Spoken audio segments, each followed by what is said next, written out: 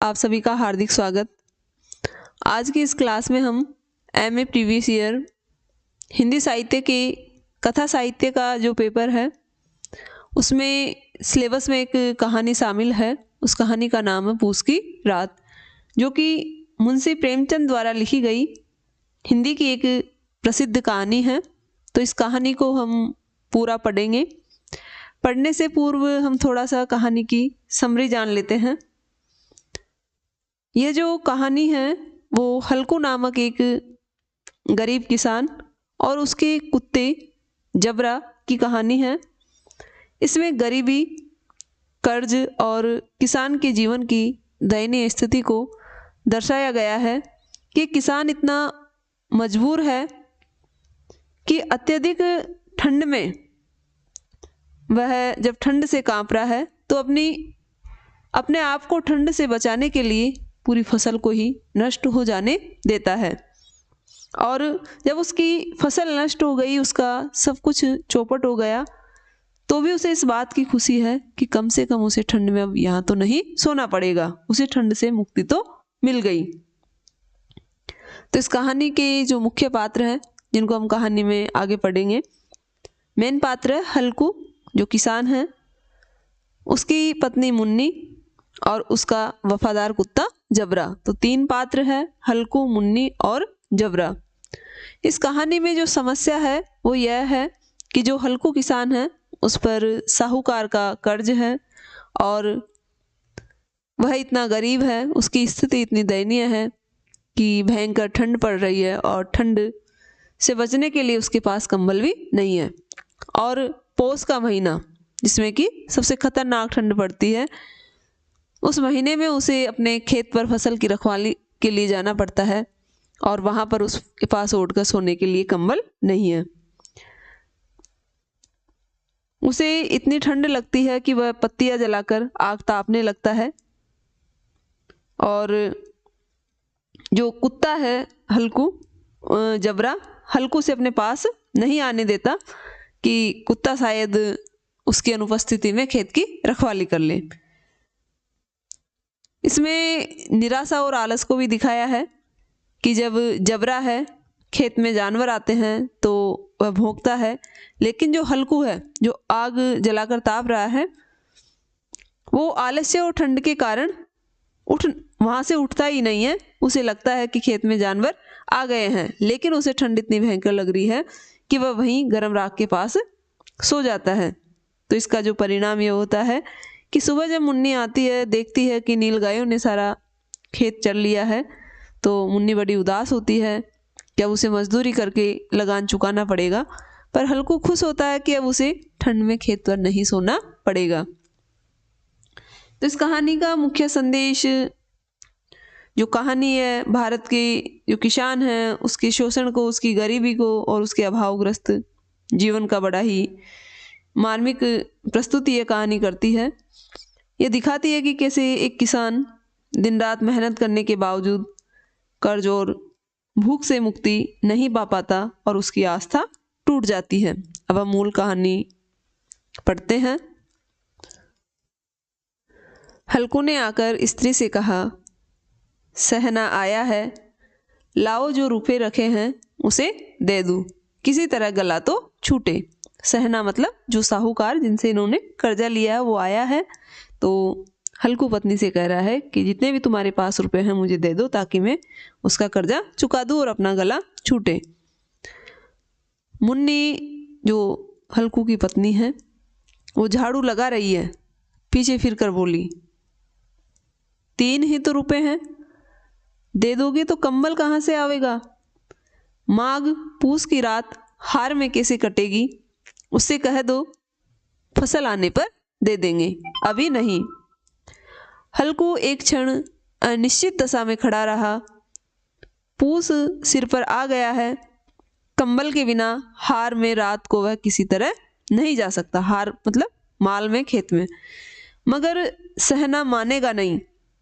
जो साहूकार आया उसके लिए सोच रहा है कि वह मानेगा नहीं, घुड़कियां जमावेगा, गालियां देगा, बला से जाड़ों में मरेंगे, बला तो सिर से टल जाएगी कि भले मैं जाड़ा मर लूं, लेकिन इसका कर्जा चुक जाएगा तो कम से कम ये बला तो मेरे सिर से टल जाएगी।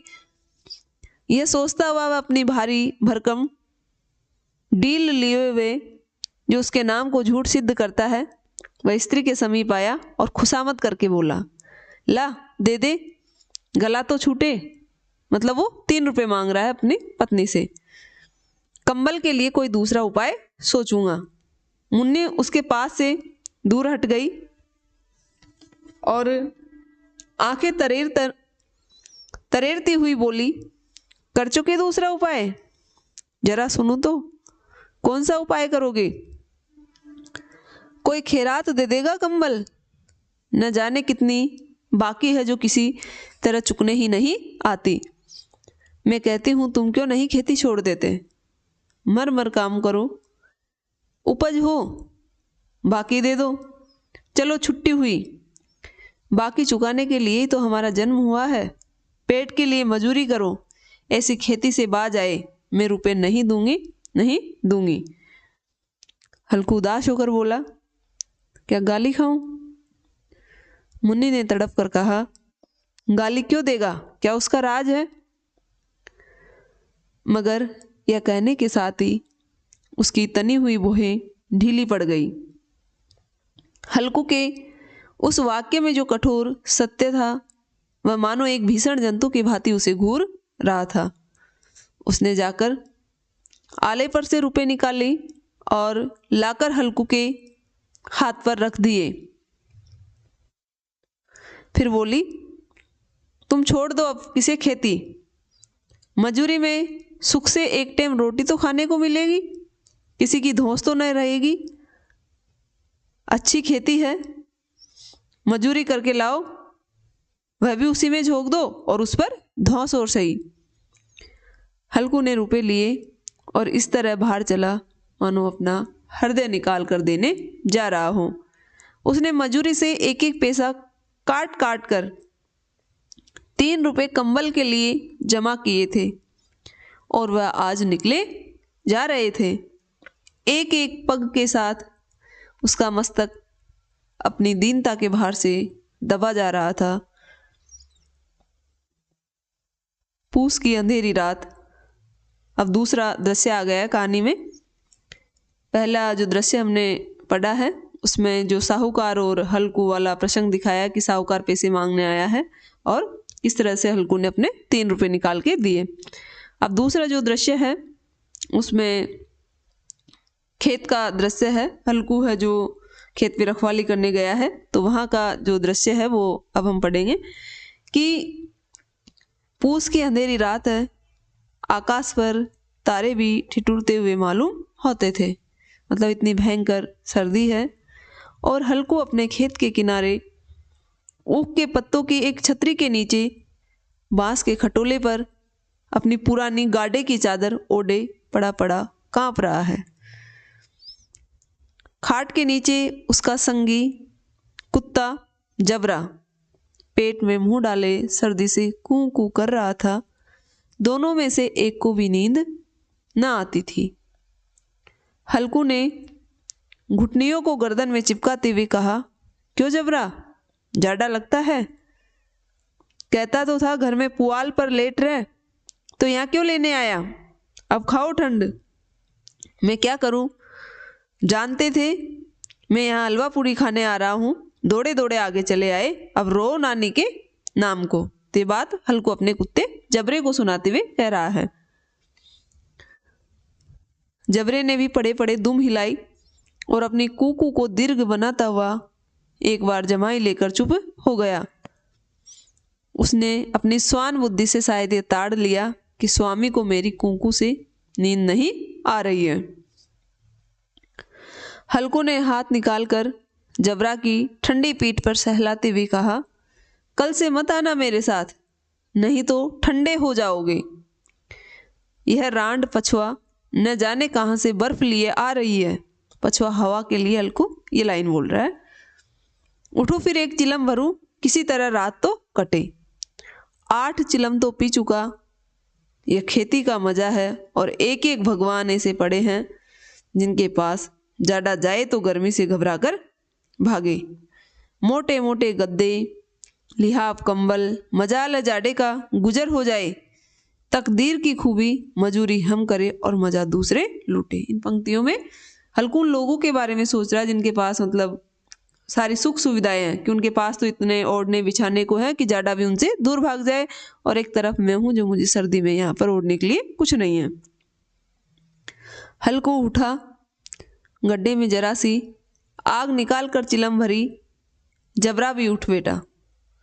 हल्कू ने चिलम पीते हुए कहा, पिएगा चिलम? जाड़ा तो क्या जाता है, पर इससे थोड़ा मन बदल जाता है। जबरा ने उसके मुख की ओर प्रेम से छलकती हुई आंखों से देखा। हल्कू जबरा को सुनाते हुए कह रहा है, आज और जाड़ा खा लो, कल से मैं यहाँ पुआल बिछा दूंगा, उसी में तुम घुसकर बैठ जाना, तब तुम्हें जाड़ा ना लगेगा। जबरा ने अपने पंजे उसकी घुटनियों पर रख दिए और उसके मुख के पास अपना मुंह ले गया। हल्कू को उसकी गर्म सांस आने लगी। जब कुत्ते ने अपना मुंह हल्कू के पास लगाया तो उसकी गर्म सांस हल्कू को भी महसूस हो रही है। चिलम पीकर हल्कू फिर लेटा और निश्चय करके लेटा कि चाहे कुछ हो जाए, अब कि मैं सो जाऊंगा। पर एक ही क्षण में ठंड से उसके हृदय में कंपन होने लगा। कभी इस करवट लेटता, कभी उस करवट, पर जाड़ा किसी पिशाच की भांति उसकी छाती को दबाए हुए था, अर्थात ठंड के कारण वह सो नहीं पा रहा था। जब किसी तरह न रहा गया तो उसने जबरा को धीरे से उठाया और उसके सिर को थपथपाकर उसे अपनी गोद में सुला लिया कि भाई थोड़ी गर्माहट बनी रहेगी, तो कुत्ते को गोद में सुलाया। लेकिन कुत्ते की देह से जाने कैसी दुर्गंध आ रही थी, पर वह उसे अपनी गोद में चिपटाए हुए ऐसे सुख का अनुभव कर रहा था जो इधर उसे महीनों से नहीं मिला था। जबरा शायद ये समझ रहा था कि स्वर्ग यही है, और हल्कू की पवित्र आत्मा में तो उस कुत्ते के प्रति घृणा की गंध तक न थी। मतलब मालिक और कुत्ता दोनों खुश है। अपने किसी अभिन्न मित्र और भाई को भी वह इतनी ही तत्परता से गले लगाता। वह अपनी दीनता से आहत न था जिसने आज उसे इस दशा को पहुंचा दिया।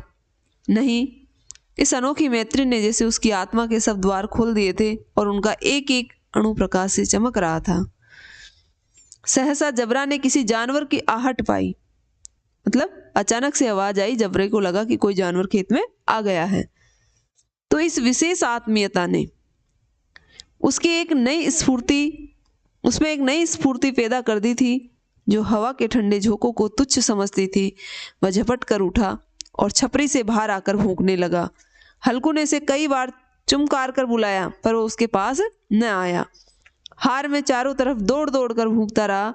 एक क्षण के लिए आ भी जाता तो तुरंत ही फिर दौड़ता।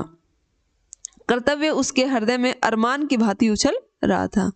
मतलब जब हल्कू ने उसे अपनी गोद में थोड़ी देर के लिए ले लिया, लिटा लिया, तो जबरे को इतनी खुशी हो रही है कि मानो उसे सब कुछ मिल गया, और वह उसी एहसान का बदला चुकाने के लिए हल्कू की गोद से उछलकर बाहर आ गया। जैसे उसे आहट हुई कोई जानवर आया है, तो वह दौड़ दौड़ कर खेत में देख रहा है कि कोई जानवर तो नहीं आ गया। उस जानवर को भगाने की वह कोशिश कर रहा है, भौंक रहा है वह। अब तीसरा दृश्य। 1 घंटा और गुजर गया। रात ने शीत को हवा से धधकाना शुरू किया। हल्कू उठ बैठा और दोनों घुटनों को छाती से मिलाकर सिर को उसमें छिपा लिया। फिर भी ठंड कम न हुई। ऐसा जान पड़ता था कि सारा रक्त जम गया है, धमनियों में रक्त की जगह हिम बह रहा है। उसने झुककर आकाश की ओर देखा कि अभी कितनी रात बाकी है। सप्तर्षि अभी आकाश में आधे भी नहीं चढ़े, ऊपर आ जाएंगे तब कहीं सवेरा होगा। अभी पहर से भी ऊपर रात है। हल्कू के खेत से कोई 1 गोली के टप्पे पर आमों का बाग था। मतलब थोड़ी सी दूरी पर आम का एक बगीचा था। पतझड़ शुरू हो गई थी तो बाग में पत्तियों का ढेर लगा हुआ था। हल्कू ने सोचा, चलकर पत्तियां बटोरूं और उन्हें जलाकर खूब तापूं। रात को कोई मुझे पत्तियां बटोरते देखा तो समझेगा कि कोई भूत है, कोई जाने कि कोई जानवर ही छिपा बैठा हो। मगर अब तो बैठे नहीं रहा जाता। उसने पास के अरहर के खेत में जाकर कई पौधे उखाड़े और उनका एक झाड़ू बनाकर हाथ में सुलगता हुआ उपला लिए वे बगीचे की तरफ चला। जबरा ने उसे आते देखा तो पास आया और दुम हिलाने लगा। हल्कू ने कहा, अब तो नहीं रहा जाता जबरा, चलो बगीचे में पत्तियां बटोर कर तापते हैं, टाठे हो जाएंगे तो फिर आकर सोएंगे, अभी तो बहुत रात है। जबरा ने भी कू कू करके सहमति प्रकट की और आगे आगे बगीचे की ओर चला। बगीचे में खूब अंधेरा छाया हुआ था और अंधकार ने निर्दय पवन पत्तियों को कुचलता हुआ चला जाता था। वृक्षों से ओस की बूंदें टप टप नीचे टपक रही थी। एकाएक एक झोंका मेहंदी के फूलों की खुशबू लिए हुए आया। हल्कू ने कहा, कैसी अच्छी महक आई है जबरू, तुम्हारी नाक में भी तो सुगंध आ रही है। जबरा को कहीं जमीन पर एक हड्डी पड़ी मिल गई थी, उसे वह चिचोड़ रहा था। हल्कू ने आग जमीन पर रख दी और पत्तियां बटोरने लगा। जरा देर में पत्तियों का ढेर लग गया। हाथ ठिठुरे जाते थे, नंगे पांव गले जाते थे और वह पत्तियों का पहाड़ खड़ा कर रहा था। इसी अलाव में वह ठंड को जलाकर भस्म कर देगा। थोड़ी देर में अलाव जल उठा। उसकी लो ऊपर वाले वृक्ष की पत्तियों को छू छू कर भागने लगी। उस अस्थिर प्रकाश में बगीचे के विशाल वृक्ष से मालूम होते थे मानो उस अथाह अंधकार को अपने सिरों पर संभाले हुए हो। अंधकार के उस अनंत सागर में यह प्रकाश एक नौका के समान हिलता मचलता हुआ जान पड़ता था। हल्कू अलाव के सामने बैठा आग ताप रहा था। एक क्षण में उसने दोहर उतारकर बगल में दबा ली, दोनों पांव फैला दिए मानो ठंड को ललकार रहा हो, तेरे जी में आए जो कर। ठंड की असीम शक्ति पर विजय पाकर वह विजय गर्व को हृदय में न छिपा सकता था। उसने जबरे से कहा, क्यों जब्बर, अब ठंड लग रही है क्या? जब्बर ने भी कूकू करके मानो कहा, क्या अब भी ठंड लगती ही रहेगी? पहले से यह उपाय न सूझा, नहीं तो हम इतनी ठंडे क्यों खाते? ये कौन सोच रहा? हल्कू। जब्बर ने भी पूंछ हिलाई। अच्छा आओ इस अलाव को कूद कर पार करें, देखे कौन निकल जाता है। अगर जल गए बच्चा तो मैं दवा न करूंगा। अब जो हल्कू अपने कुत्ते से करा, जो उसने अलाव जला रखी है, कि अपन दोनों इसको कूदते हैं, कूद कर इसको पार करते हैं, लेकिन तू अगर जल गया तो मैं तेरे दवा नहीं लगाऊंगा। जब्बर ने उस अग्नि राशि की ओर कातर नेत्रों से देखा। फिर हल्कू मन ही मन सोच रहा है जबरे को देखकर कि मुन्नी से कल कह न देना, नहीं तो लड़ाई करेगी। यह कहता हुआ वह उछला और उस अलाव के ऊपर से साफ निकल गया। पैरों में जरा लपट लगी पर कोई बात न थी। जबरा आग के इर्द गिर्द घूमकर उसके पास आ खड़ा हुआ। हल्कू ने कहा, चलो चलो इसकी सही नहीं, ऊपर से कूद कर आओ। वह फिर कूदा और अलाव के इस पार आ गया। अब चौथा दृश्य है। पत्तियां जल चुकी थी, बगीचे में फिर अंधेरा छा गया था। राख के नीचे कुछ कुछ आग बाकी थी, जो हवा का झोंका आ जाने पर जरा जाग उठती थी, पर एक क्षण में फिर आंखें बंद कर लेती थी। अर्थात जो आग है उसके नीचे जो ज्वाला है अभी भी शांत नहीं हुई थी। हवा का झोंका आने पर आग फिर से भड़क उठती थी। तो हल्कू ने फिर चादर ओढ़ ली और गर्म राख के पास बैठा हुआ एक गीत गुनगुनाने लगा।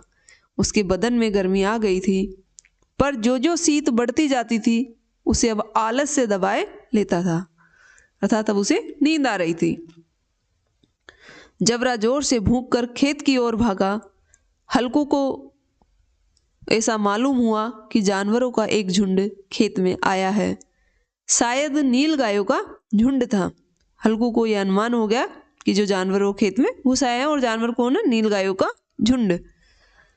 उनके कूदने दौड़ने की आवाजें साफ साफ कान में आ रही थी। फिर ऐसा मालूम हुआ कि वो खेत में चर रही है। उनके चबाने की आवाज चर चर सुनाई देने लगी। उसने दिल में कहा, नहीं, जबरा के होते कोई जानवर खेत में नहीं आ सकता, नोच ही डाले। फिर वो अपने कुत्ते के लिए सोच रहा है कि अगर जबरा खेत में है तो किसी जानवर को नहीं आने देगा, नोच डालेगा। मुझे भ्रम हो रहा है। कहा, अब तो कुछ सुनाई नहीं देता, मुझे भी कैसा धोखा हुआ। मतलब अपने आप मन में बातें कर रहा है कि नहीं नहीं, कोई जानवर नहीं आया है, मुझे तो ये भ्रम हो रहा है। कोई जानवर आ ही नहीं सकता जब तक जबरा खेत पर हो। उसने जोर से आवाज लगाई, जबरा जबरा। जबरा भूखता रहा पर उसके पास ना आया। फिर खेत के चरे जाने की आहट मिली। अब वह अपने को धोखा न दे सका। अब उसको एहसास हो गया कि खेत में जानवर चर रहे हैं, लेकिन उस पर क्या छा गया? आलस्य। तो उसे अब अपनी जगह से हिलना जहर लग रहा था, कैसे दंदाया हुआ था। इस जाड़े पाले में खेत में जाना, जानवरों के पीछे दौड़ना, ऐसा है यह जान पड़ा। वह अपनी जगह से न हिला। उसने जोर से आवाज लगाई, लीहो लीहो लीहो। मतलब कुत्ते को आवाज लगा रहा हूं। जबरा फिर भूख उठा। जानवर खेत चर रहे थे, फसल तैयार है, कैसी अच्छी खेती थी, पर ये दुष्ट जानवर उसका सर्वनाश किए डालते हैं। हल्कू पक्का इरादा करके उठा और 2-3 कदम चला। फिर एकाएक हवा का ऐसा ठंडा चुभने वाला बिच्छू के डंक का सा झोंका लगा कि वह फिर बुझते हुए अलाव के पास आ बैठा और राख को कुरेद कर अपनी ठंडी देह को गरमाने लगा। जबरा अपना गला फाड़ डालता था। नील गाय खेत का सफाया किए डालती थी और हल्कू गर्म राख के पास शांत बैठा हुआ था, और अकर्मण्यता ने रस्सियों की भांति उसे चारों तरफ से जकड़ रखा था। उसी राख के पास गर्म जमीन पर वह चादर ओढ़कर सो गया। सवेरे जब उसकी नींद खुली तब चारों तरफ धूप फैल गई थी और मुन्नी कह रही थी, क्या आज सोते ही रहोगे? तुम यहां आकर रम गए? और उधर सारा खेत चौपट हो गया। हल्कू ने उठकर कहा, क्या तू खेत से होकर आ रही है? मुन्नी बोली, हाँ, सारे खेत का सत्यानाश हो गया। भला ऐसे भी कोई सोता है? तुम्हारे यहाँ मड़ैया डालने से क्या हुआ? हल्कू ने बहाना किया, मैं तो मरते मरते बचा, तुझे अपने खेत की पड़ी है। पेट में ऐसा दर्द हुआ कि मैं ही जानता हूं। दोनों फिर खेत की डांड पर आए। देखा सारा खेत रोंदा पड़ा हुआ था और जबरा मड़ैया के नीचे चित लेटा हुआ था, मानो प्राण ही न हो। दोनों खेत की दशा देख रहे थे। मुन्नी के मुख पर उदासी छाई थी, पर हल्कू प्रसन्न था। मुन्नी ने चिंतित होकर कहा, अब मजूरी करके माल गुजारी भरनी पड़ेगी। माल गुजारी मतलब टैक्स देना पड़ेगा, जो लगान देना पड़ेगा वो अब मजूरी करके माल गुजारी भरनी पड़ेगी। हल्कू ने प्रसन्न मुख से कहा, रात को ठंड में यहाँ सोना तो न पड़ेगा। अर्थात उसे खेत की फसल नष्ट होने का इतना दुख नहीं हुआ, उसे इस चीज की खुशी हो रही है कि कम से कम इतनी भयंकर ठंड में मुझे अब खेत पर नहीं आना पड़ेगा। आज के लिए इतना ही। धन्यवाद।